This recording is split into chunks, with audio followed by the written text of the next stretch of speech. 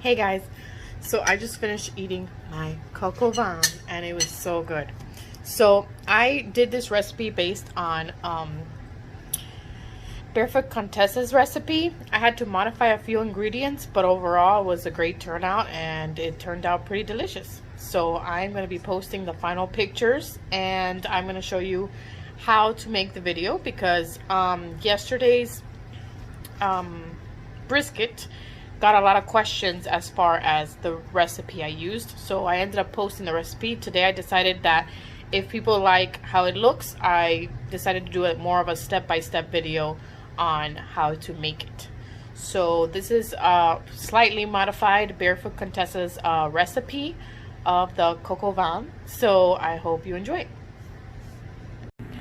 The first thing we want to do is go ahead and fry some bacon for the Coq Au Vin, and they make sure that they are cooked crispy, but not like burnt crisp, clearly. And this is going to add a lot of flavor to the pot. So once the bacon is fully cooked, we're going to go ahead and remove the bacon, but leave that olive oil in there where the fat of the bacon was cooked. I'm going to go ahead and add the chicken and have it brown on both sides. Not fully cooked, just brown. And then we can go ahead and move that off the pan.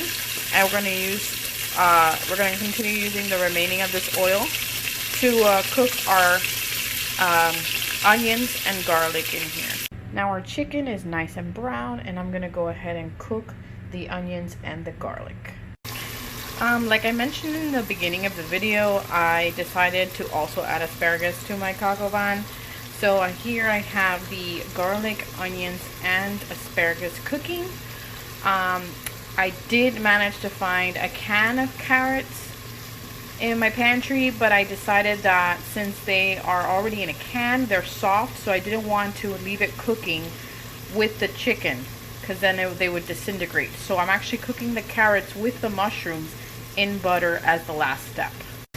The Barefoot Contessa recipe also uses a cup of cognac, so I'm going to add some of that in to cook with the vegetables. Make sure that it smells so good already that they go ahead and cook in that and the oil. Okay, so it's starting to get a really good smell.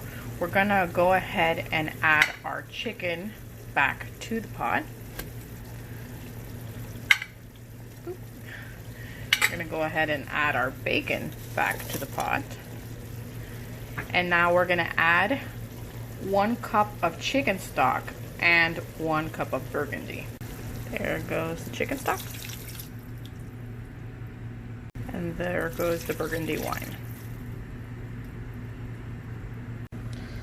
So they said then to add this to the oven at 250 degrees for an hour. So we're gonna go ahead and do that now. So what I'm doing now is I'm melting some butter, and I'm gonna go ahead and add some of these mushrooms that are already sliced, and I'm gonna add some of these sliced carrots as well.